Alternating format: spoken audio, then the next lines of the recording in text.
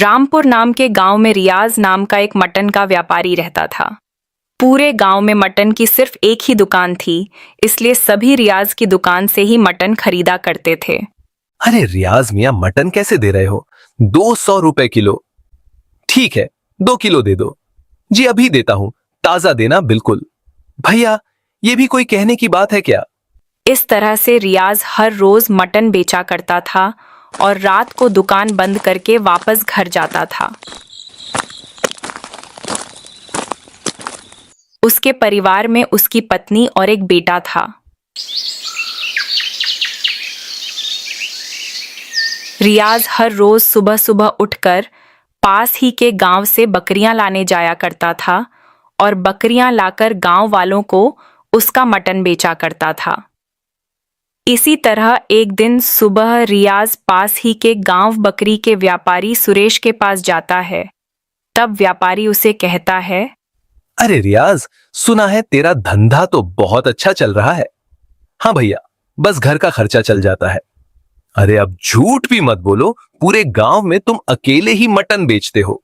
तुम तो मनमाने दाम में मटन बेच के खूब कमाते होगे और मुझसे तो सस्ते दामों में बकरियां लेकर जाते हो, तो मुनाफा तो बहुत होता होगा। नहीं भैया, ऐसा बिल्कुल नहीं है। मैं तो कम से कम दामों में मटन बेचता हूं। मैंने गांव वालों से कभी कोई बेईमानी नहीं की है। अच्छा ठीक है, वो सब रहने दो। तुम्हें बस यह बताना था कि बकरियों का चारा बहुत महंगा हो गया है, तो उनकी देखभाल करने में बहुत खर्चा होगा। इसलिए आज से बकरियों के दाम भी बढ़ गए हैं। एक बकरी 4000 की मिलेगी। अरे नहीं नहीं भैया, मैं ऐसा मत कहिए। इतनी महंगी बकरियां मैं कैसे खरीद पाऊंगा? और अगर बकरियां इतनी महंगी खरीदूंगा तो इसका मटन सस्ते दामों में गांव में जाकर कैसे बेचूंगा? देखो भाई, लेना है तो लो, नहीं तो और भी हैं खरीदने वाले। रियाज के पास बकरी खरीदने के अलावा और कोई रास्ता नहीं था, क्योंकि सुरेश को छोड़कर गांव में और कोई भी बकरियां नहीं पाला करता था। सुरेश ने इसी बात का फायदा उठाना शुरू कर दिया और वह अपने ग्राहकों को महंगे दाम में बकरियां बेचने लगा। ठीक है भैया, आज तो फिर मैं एक ही बकरी ले जा सकूंगा। पहले की तरह 1000 की देते तो 4 बकरियां ले जा सकता था। अरे भाई, ऐसी कोई बात नहीं। अगर महंगी लग रही है तो जाओ दूसरे आदमी से ले लो।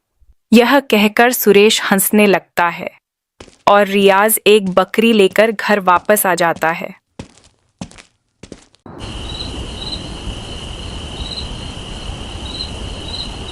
अरे बाकी की बकरियां कहाँ हैं? दुकान पर ही छोड़ दी क्या? अरे नहीं, जहां से मैं बकरियां लेता हूं उसने बकरियों के दाम बढ़ा दिए हैं, इसलिए आज एक ही बकरी ला सका मैं। तो फिर आप मटन कैसे बेचेंगे? मेरा मतलब है एक बकरी से तो बहुत कम मटन निकलेगा। हाँ, मटन तो कम निकलेगा, लेकिन वह भी बिक जाए तो बहुत बड़ी बात है। मतलब मैं समझी नहीं। पहले तो मैं कम दाम में मटन बेचा करता था, लेकिन अब जो इतनी महंगी बकरी लेकर आया हूं तो मटन भी तो महंगा ही बेचना पड़ेगा ना।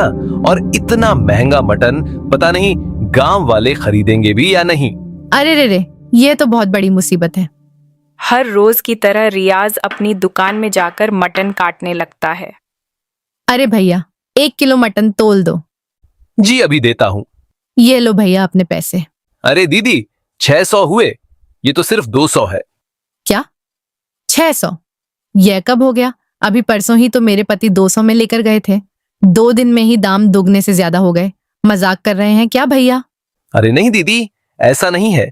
बाजार में बकरियों के दाम बढ़ गए हैं, इसलिए मटन का भी दाम आज से बढ़ गया है। रहने दो भैया, मुझे नहीं चाहिए। ये इतना महंगा मटन अपने पास ही रखो आप। इतना कहकर वह औरत बिना कुछ लिए ही वहां से चली जाती है। कुछ समय बाद और भी ग्राहक रियाज के पास आते हैं, लेकिन महंगा होने के कारण कोई भी उससे मटन नहीं लेता और सब उसे भला बुरा कहकर उसकी दुकान से चले जाते हैं। अरे यह क्या? ये तो सरासर लूट मचा रखी है। इससे सस्ता तो शहर में मटन मिल जाएगा। शाम हो जाती है, लेकिन रियाज की कोई बिक्री नहीं होती। तभी वह देखता है कि बकरी बेचने वाला सुरेश उसकी दुकान के ठीक सामने मटन की दुकान लगा रहा होता है। यह देखकर वह हैरान हो जाता है। आ जाओ, सस्ते में मटन ले जाओ, मटन बिरयानी बनाओ और मजे से खाओ। आओगे तो पाओगे, नहीं तो बाद में पछताओगे। इतना सुनते ही सभी गांव वाले सुरेश की दुकान पर मटन खरीदने के लिए लाइन लगा लेते हैं। अरे भैया, मटन कैसे दे रहे हो? 200 रुपए किलो दे रहा हूं भाभी, कितना दे दूं? अच्छा, तब तो 2 किलो दे दो। अरे भाई, मुझे भी 1 किलो मटन तोल दो। अरे भैया, थोड़ी मटन कढ़ी बना लेना और थोड़ा मटन बिरयानी बना लेना। 4 किलो ले लो, 400 ही होंगे। ये बात तो ठीक है, आप इतना सस्ता कैसे दे रहे हो? आज से पहले आपको देखा भी नहीं इस गांव में। वह सामने की दुकान में तो 600 का 1 किलो मिल रहा है। अरे भैया, हम बाकियों की तरह ठग नहीं हैं। बीवी बच्चे वाले आदमी हैं। एक एक पैसे की कीमत हमें अच्छे से मालूम है। मैं नया हूं, लेकिन मटन हमेशा पुराने दाम पर ही आप सभी को बेचूंगा। सभी लोग बहुत खुश होते हैं और सुरेश की दुकान से मटन लेने लगते हैं। रियाज को कुछ भी समझ में नहीं आ रहा होता है। जब सुरेश की दुकान पर भीड़ कुछ कम होती है, तब रियाज उसकी दुकान पर जाता है।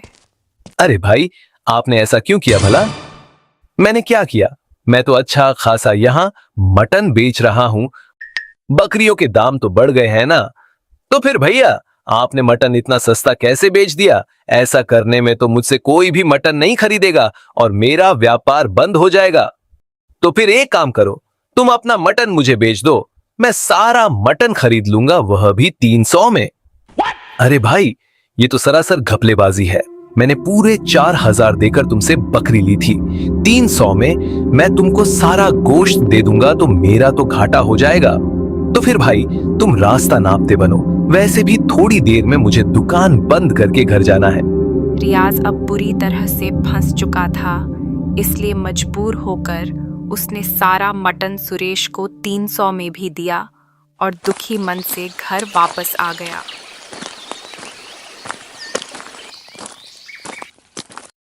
क्या हुआ जी, इतनी उदास क्यों हो? बिक्री तो अच्छी हुई ना? पता नहीं ऊपर वाला हमसे किस गुनाह का बदला ले रहा है। ऐसा क्यों कह रहे हो? साफ साफ बताओ ना, क्या हुआ है? रियाज उसे सारी बात बताता है। अब तो दोनों को ही कुछ भी नहीं सूझ रहा था कि घर कैसे चलेगा। उधर सुरेश भी दुकान बंद करके अपने घर पहुंचता है तो उसकी पत्नी सीमा उसे कहती है, आ गए पतिदेव, लाइए, कितनी कमाई हुई है, इधर दीजिए। अरे भाग्यवान, कभी पानी का भी पूछ लिया करो। ज्यादा मचमच मत करो। सीमा नाम है मेरा। नौकरों वाले काम कराने हो तो इतना कमाओ कि घर में नौकर रख सको। तुम भी ना। अच्छा छोड़ो, आज तो पहले से भी ज्यादा कमाई हुई है। पूरे 6000 मिले हैं। अच्छा जी, आज कौन सी घपलाबाजी करी तुमने? सुरेश उसे बात बताता है कि कैसे उसने सस्ता मटन बेचकर रियाज का धंधा चौपट कर दिया। इस पर सीमा उसे कहती है, अरे मेरे मूर्ख पतिदेव, मेरे मायके से मिली सोने जैसी बकरियों को तुमने इतने सस्ते में कैसे बेच दिया? पता भी है सोने का भाव कितनी तेजी से आसमान छू रहा है। मुझे पता था तुम यही कहोगी, लेकिन मैं और करूं भी क्या? घर में आते ही तुम पैसे मांगने लगती हो। कहां से लाऊं इतने सारे पैसे? और तुम्हें ये कहां से सोने की बकरियां दिखीं? सीमा नाम है मेरा। पैसे तो चाहिए ही चाहिए मुझे, वो भी बहुत सारे। और हाँ, मेरी बकरियां किसी सोने से कम नहीं है। अब कल से तुम ठीक वैसे ही करोगे जैसा मैं तुम्हें कहूंगी। क्या करना होगा मुझे? जानवरों को बड़ा करने के लिए और उसका वजन बढ़ाने के लिए शहर में दवाइयां मिलती हैं। अब से हम सस्ते दाम में बकरी के बच्चे को लाएंगे और उसे दवाइयां खिला खिलाकर बड़ा कर देंगे और उसी के मटन को गांव के बाजार में बेचेंगे। बकरी का वजन बढ़ेगा तो मटन बेचने में और भी मुनाफा होगा। समझे मेरे उल्लू पतिदेव? पर यह तो गलत है। अब तुम मुझे सिखाओगे कि क्या सही है और क्या गलत। चुपचाप से जैसा कहा है वैसे ही करते जाओ। अगले दिन से सुरेश छोटी बकरियों को इंजेक्शन लगाकर बड़ा कर देता है, जिससे कुछ दिन में ही वो काफी बड़ी और भारी भरकम हो जाती हैं। गांव में किसी को भी सुरेश की इस हरकत का पता नहीं चलता और वह बेफिक्र होकर उसकी दुकान से सस्ते दाम पर मटन खरीदते हैं। उधर रियाज का मटन का व्यापार बंद हो गया था, इसलिए वह मजदूरी करने लगा। कुछ समय बाद ईद आने वाली होती है तो रियाज सुरेश की दुकान पर मटन खरीदने के लिए आता है। सुरेश उसे मटन तौल कर देता है। अरे ये क्या, मैंने तो 1 किलो आपसे मांगा, पर यह तो बहुत कम है। हाँ तो देसी बकरे हैं, मैं लंगड़े बीमार बकरे नहीं बेचता। तभी वहां गांव के मुखिया जी आते हैं और दावत के लिए 100 किलो मटन का ऑर्डर देकर चले जाते हैं। रियाज दूर से सब देख रहा होता है क्योंकि उसे सुरेश पर शक हो गया था। 100 किलो मटन के ऑर्डर के लिए इतनी आसानी से हाँ कह दिया। आखिर कहां से लाएगा इतना सारा मटन? मटन में जरूर कुछ काला है, अब तो देखना ही पड़ेगा। रियाज जब शाम को दुकान बंद करके घर जाता है तो सुरेश का पीछा करता है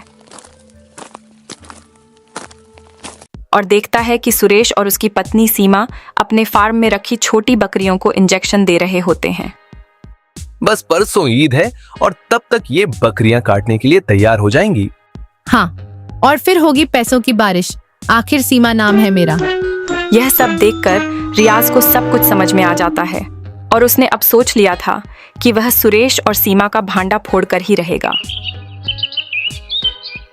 ईद वाले दिन सुरेश 100 किलो मटन लेकर सरपंच के घर पहुंचता है। लेकिन जब दावत में लोग मटन बिरयानी खाने लगते हैं तो सरपंच देखता है कि बिरयानी तो कम पड़ रही है। वह बहुत घबरा जाता है। अरे यह क्या, मैंने तो इतनी सारी मटन बिरयानी बनवाई थी, फिर भी यह कम कैसे पड़ सकती है? ऐसे में तो सभी लोग मेरा मजाक उड़ाएंगे। तभी वहां रियाज आता है और सरपंच जी को अपने फोन में रिकॉर्ड हुई सुरेश की काली करतूतें दिखाता है। सरपंच जी, ये सुरेश ना जाने कब से ऐसे दवाइयों वाले मटन को पूरे गांव में बेच रहा है। इसी को खाकर कई बार लोग बीमार भी हो गए हैं। इसी ने मेरे मटन का व्यापार भी बंद करवाया था और इसी की वजह से आज आप भी बदनामी की कगार पर खड़े हैं। इतना सुनते ही सरपंच तुरंत सुरेश और उसकी पत्नी सीमा को पूरे गांव वालों के सामने बुलाते हैं और गांव वालों को सारी बात बताते हैं। सभी गांव वाले गुस्से में उन्हें मारने के लिए आगे बढ़ने ही वाले थे। तभी रियाज उन्हें रोक देता है और समझाने लगता है। उसके बाद सुरेश की पत्नी सीमा कहती है, मुझे माफ कर दो रियाज, मैं पैसे की लालच में अंधी हो गई थी। हम दोनों यह गांव छोड़कर चले जाएंगे और एक नई जिंदगी की शुरुआत करेंगे। उस दिन से रियाज दोबारा मटन की दुकान खोलता है और अब उसकी दुकान में पहले से भी ज्यादा ग्राहक आने लगते हैं।